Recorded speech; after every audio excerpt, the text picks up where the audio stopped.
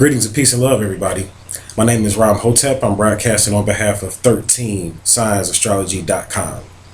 I'm going to do this video on a topic that I've been getting a lot of inquiries. It's kind of like long overdue.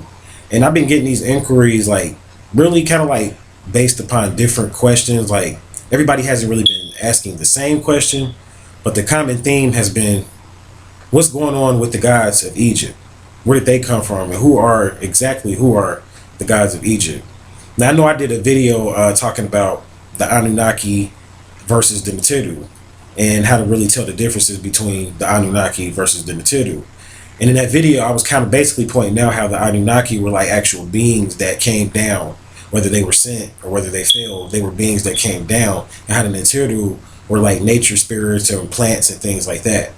Now in this video, I'm going to kind of go more so into the Neteru and help you to understand the gods of Egypt on a lot of different levels. Now to really first understand the gods of Egypt, you have to go into the history of Egypt and the history of what's called Kemet, and eventually the history of what's called Tamare or Tameri. You have to go and trace yourself back all the way to the origins of Kemet. And people don't understand, before it was Egypt, it was Kemet. And before it was Kemet, it was Tamari. And Tamari essentially means air, earth, well, actually air, water, and fire. Ta, which is earth, Ma, which is water, and Re, which is fire or sun. So Tamare means essentially these three elements, with the exclusion of the air, and there's a reason for that. So that's what Tamari would essentially mean. And this is really, when you get into that, that's exactly the point of origin of the Neteru. See, the point of origin of the Neteru, as I put out before, they were elements, whether they were air, earth, water, and fire. They were composed of elements, regardless to what elements they were. And they were plants. They eventually became plants and eventually became animals. When you talk about the Neteru, it's levels of them that you could talk about them on a level of being elements. So the Neteru are actually essentially the building blocks or the components that it took to bring physical man here. But many people, when they see the Neteru, they see what's called anthropomorphic or humanoid images of the Neteru, or humanoid looking images. So many people look at the Neteru as physical beings, which they are. Not going to say they're not, but I'm going to explain to you in this video exactly how they became physical. And to understand this, you have to go into the ET history. You have to go into the ET history to really understand exactly how the Neteru got to the point where they are now. Now, when it was Tamari, the Neteru were nature spirits, essentially, whether they were animals, plants, or the elements themselves, the air, the sun, or water, or something like that. That's what the Neteru, or I'm sorry, that's what the Neteru were to the beings of Tamari. Now, another thing you have to realize is that the beings that lived in Tamari were not the same beings that you know of as the Egyptians today. They didn't look like that. The beings that lived in Tamari are what you would call the pygmies. They were what you would call the pygmies. Some people call them the Ta'ites. The Ta'ites. And the Ta'ites or the pygmies were the little people. There's little short people. And they mixed in with the grays first. Those were the first ET beings to mix in with pygmies, were grays. And that's where they got, in the grays, they mixed in with agreeable grays, or grays that were vegetarian, intelligent type of beings. And they taught them about the elements and the plants and how to work with the elements and how not to be up under control of various beings and how to basically be your own deity. They taught the pygmies this. And even to this day, there are pygmies that still know how to levitate. They still know how to tap into their own, they're their own deity. They still have pygmies like that. You know what I'm saying? So, and it was the grays that taught them civilization, taught them marriage, all of that. They taught the pygmies essentially civilization, the grays that broke free. Now, this is a whole nother story. I can't go into the whole thing, but these were a particular group of grays that broke free from a particular group of reptilians that they were enslaved to. So they taught these particular pygmies, grays. And these particular pygmies were your original Egyptians, or what they call Nubians, because Nubia is older than what you would call Egypt. It's older, and that's going into the Sudan and all that. That's older. All of that stuff is older or whatever. So saying all that to say, that was your first set. Then you have what's called Kemet. A lot of people heard about Kemet. They say, well, Egypt was really called Kemet. That's the second phase of Egypt. And that's when, now you got to keep in mind, none of these sets were the builders of the pyramids. The ETs were the builders of the pyramids. It was none of these humanoids that built the pyramids. They assisted the ETs, but it was the ETs that came up with the blueprint to build the pyramids. So when people start talking about the Egyptians built the pyramids and they show these depictions of how the Egyptians look, those weren't the Egyptians that built them. Those were the Egyptians that added the pictures to the pyramids. What people fail to realize is the Egyptians that put the pictures on the pyramids are different from the Egyptians that actually built them.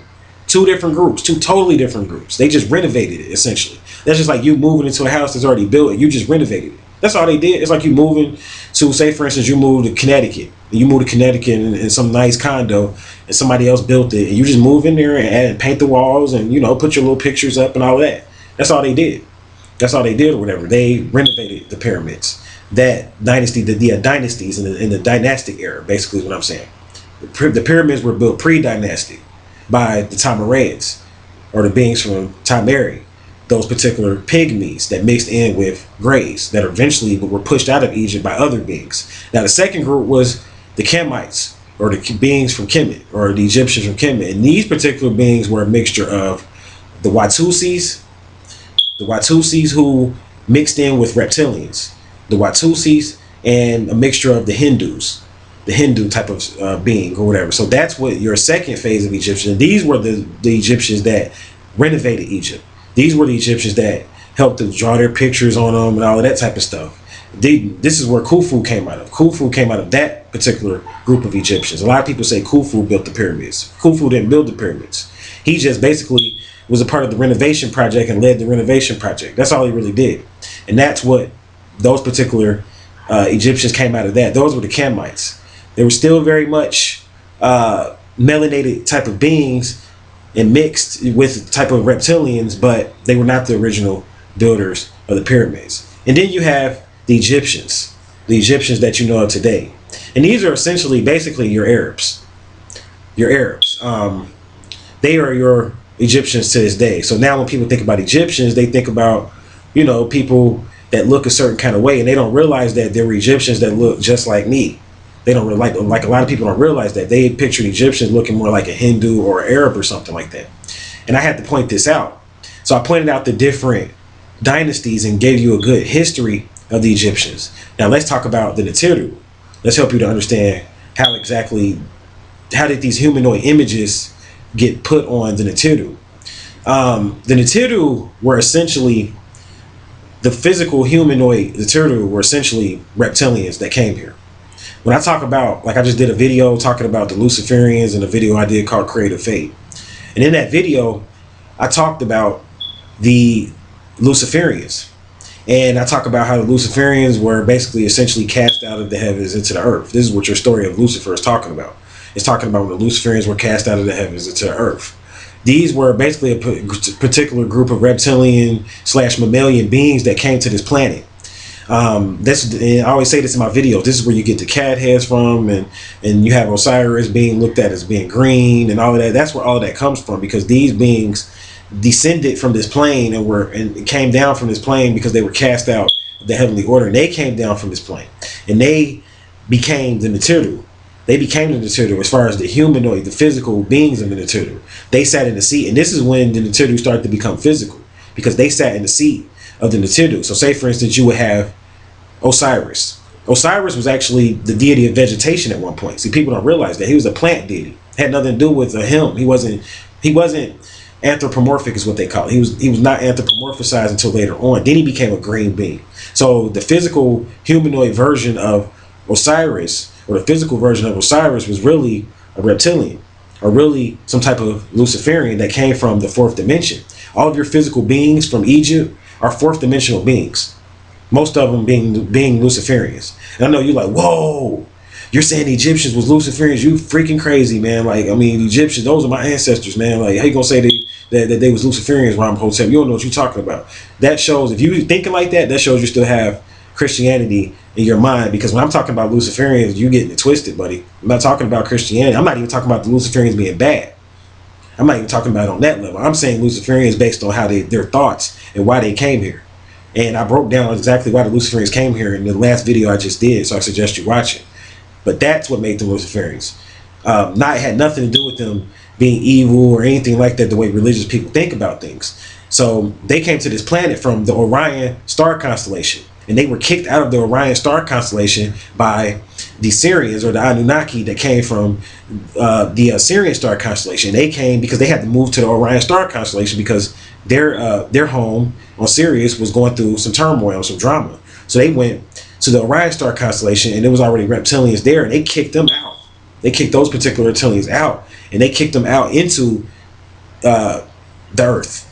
That's why they say Satan was cast into the earth. It says that in the Bible. Satan was cast into the earth. Those were the beings that came from Orion, and they went and became the Neteru. And this is why Orion is basically lined up with ancient Egypt, amongst other star constellations. But Orion is one of the star constellations that the Egyptians would align with. And I point that out because this was considered heaven to the Egyptians, Oranos. This is why in the New Testament, when you talk about heaven, the Greek word for it is Oranos or Orion, because to them, God came from the Orion star constellation. But they didn't tell you that these particular gods that came from the Orion star constellation are your Luciferians. These are your reptilians. And this has to be pointed out because you have to understand that they inserted themselves into the position, into the seat of the Neteru. These were ET beings that did this. Intelligent physical beings that inserted themselves into the seat. They were not the original Neteru. And these particular beings taught the Egyptians a lot of information. They taught humans, especially the Watusis, who later became the Dogons. These same reptilians taught the Dogons. So I'm not making this stuff up. People fail to realize you can go study a book by Robert Temple called The Serious Mystery, and they talk about everything I'm talking about right now. They don't go as in depth because I've researched other things, but I'm saying the whole concept of the Dogon, being able to chart certain stars, and all of that history came through from the Dogon. See, people say, well, the alien history came from Dr. York, or the alien history came from the Pleiadian group, or the Andromedan Council, or the Eurasia book. And people fail to realize that the alien history, really, probably the Dogons and the Sumerians, and like a lot of your tribal, a lot of your indigenous tribes are really the ones that are responsible for giving us most of the knowledge and information that we have about ETs. It's from them. It's not from these other people. These other people went and studied with the tribal shamans that were initiated right up under these ETs. It's the shamans that bring back and forth information from the ETs to the people. It's the shamans. And a lot of your Western writers and authors and scholars and occultists studied with the shamans to get this information. That's where they got the information from. So that's why when people see me get fired up in my videos and I'm like, don't be telling me nothing about quoting sources and all of that. I don't get into quote sources, because when you quote sources, they get their information from somebody else. The source is not the source. This source got its information from someone else. And that has to be pointed out here. So that's why I'm so serious about, like, it really no need for me to cite sources, because at the end of the day, the indigenous people are the sources to all of this information that I've given you on this YouTube channel so far. And it's no different with this. So the original Neteru were fourth dimensional ETs. This is your original Neteru. They are from the Orion star constellation. They were cast into the heavens, into the earth from the heavens by the Galactic Federation, because they couldn't live in these particular star constellations anymore because they were causing mischief. See, when the Luciferians, people fail to realize the Luciferian agenda is a very destructive one. And the reason for this is because it's not about good or bad. It's just the fact that they have to destroy in order to survive. And when I say they, we are very much a part of the Luciferians, because we're locked into physical reality too. So we're part of the Luciferian order, whether we like it or not. And we have to destroy in order to survive here. Now, people that are spiritual and conscious are inventing ways to get energy without destroying, or are getting past the karma of destroying. But when you destroy to exist, this creates karma. Over and over, it's constant karma. Like every time you destroy something, like to eat, this creates karma. And things, in order to get things here, you have to destroy. Even to build something, you have to destroy. Anything you want to do here to further into progress is based on destruction. You see, and that's why this whole model eventually is going to melt down. It's not going to work. And the Luciferian program has been used throughout the universe. This is not the first planet that the Luciferians are trying to use this program. So that's what makes the Luciferians so wicked, is the fact that it's not about like a religious thing, like, oh, they're wicked because they're devils and they're doing wrong and they're fornicators and adulterers and they're doing drugs and they're killing people and murdering people. It's not about none of that, really.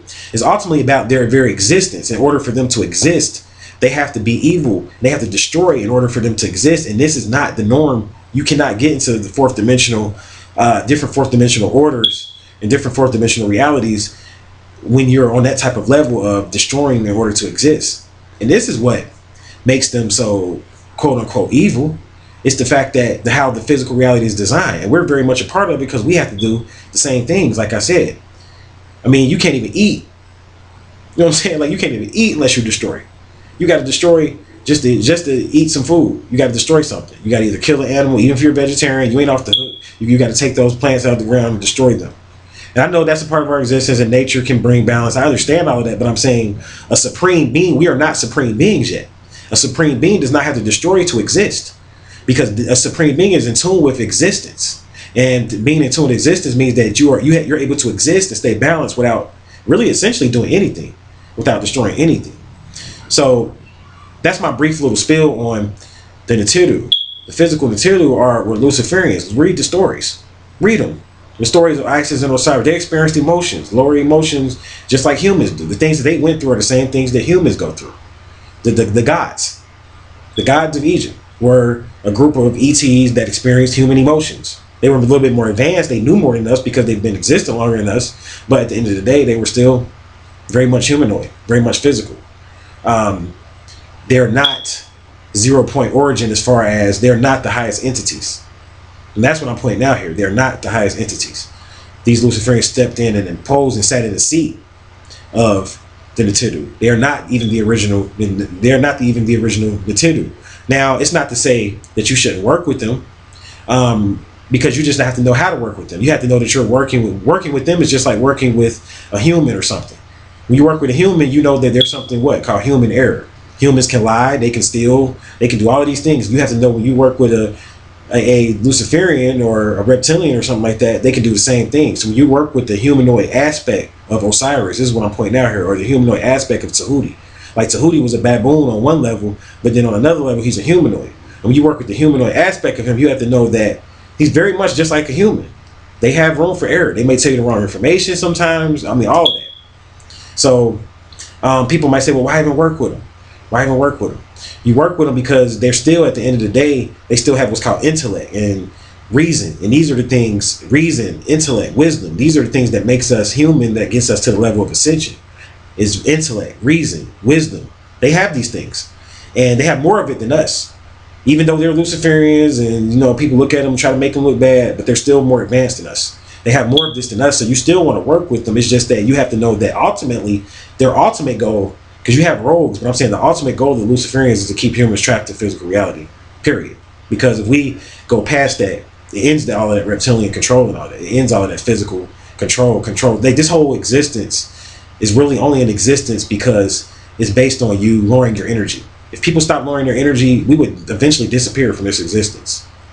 There are some beings that, like, say for instance, some people, they see auras, right? And you might see a person, and then you might kind of see their aura like in the background or like around them, like a halo, but the aura part is not as, you can't see it as clear as you can physically see them. Like, the physical part of them will stand out more. And people that see auras know what I'm talking about. The aura kind of, it sits off to the side, or it might sit off right here or something like that. But you see it, but not as much as like you see the physical person. You know what I'm saying? Well, there are beings that are the exact opposite. You know what I'm saying? Like, you can see their auras more so than you can see their physical being. Their physical being is fading. And these are beings that are leaving the physical reality. And I know you can't understand it. You're like, how could you interface with a being more so talking to their aura, and their physical part is not the main part? This is because these particular beings are fading out of physical reality, and they're ascending into straight up light beings eventually. And they appear as though you'll see their aura more so will be the dominant feature, and the physical part of them, or the humanoid part, will be like in the background, the way the aura will be. There are beings like that, you see. So these beings are very much intelligent. You know what I'm saying? Like, you definitely want to work with them. It's just about being smart and knowing how to work with them. About being smart and knowing how to work with them. So beings in ancient Egypt, and this goes for even the other gods. It's the same thing. Shiva and all of those beings. A lot of those beings were part of the Luciferian order. And it's not about good and bad and evil and wickedness and all of that. It's not about that. I'm not saying they were bad. I'm not saying anything like that. I'm not making judgments. That's what you have to understand here. I'm just simply giving you information. Simply giving you information. So those particular beings, even from like the Hindu beings, Shiva and all of them, same thing. Same thing. The humanoid aspect is always the last aspect. Before these beings were humanoid, they represented principles and other things and other components, and eventually they became human because these particular gods came to this planet, and they're gods. They're like, we're not about to submit to you. Either you're going to submit to us or we're going to submit to you. So humans had to submit to the ETs because the ETs had more knowledge. So humans had to submit to the ETs, and they became the gods. They controlled the information. They're the ones that taught astrology. Well, like, why do you think the Egyptians knew all this information? Like, where do you think they got the Egyptian mystery information from? The Egyptians' mystery system information came from beings from other star constellations. They taught them the sacred geometry, the alchemy, the magic, you know what I'm saying, the quantum physics, all the things that the Egyptians learned. The Wi-Fi energy, how to like create Wi-Fi energy. The Egyptians know how to do all this. Forms of television, all of this stuff. Lights, helicopters. All of this stuff was taught to them by higher beings. Now I'm going to do a video on Atlantis because Atlantis does play into this. But this, I'm going to go ahead and stop at the Atlantis point. And when I pick back up on the subject, it'll go from the Atlantis point. But that's my particular spiel right now on that. I mean, the beings, the humanoid beings of Egypt are not the original Neteru. They're not, they're fourth dimensional beings that sat in the place of the original Neteru. So I hope that helped to help people to understand exactly who the Neteru are, who the gods of Egypt are, and how they came here, exactly how they got here. I hope that really helped people to understand. Now I want to point out one other thing here, and I'm gonna shut this video down. In ancient Egypt, you have what's called the Ogdo system, and you have what's called the Enneadat system. The Ogdo system is the beings that came from out the water, and the Enneadat system is talking about the beings that descended from Re, or from the light. And these are two different systems, but the Ogdo system is older than the Enneadat system, which proves to you that the Luciferians, that when they first came here, they came here into the waters. And that proves to you that the Luciferians are older on this plane. And that's something that I want to point out here. Lucifer, the concept of Lucifer is older on this plane than the concept of benevolence and good. Good and benevolence came to this plane later.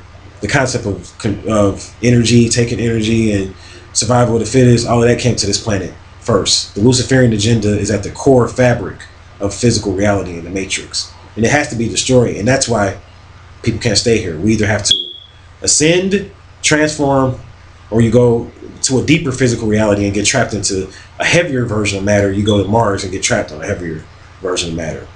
So I hope this video helped. For more enlightening information, I ask that you visit my website, and until we meet again, I'll leave you all in peace and love.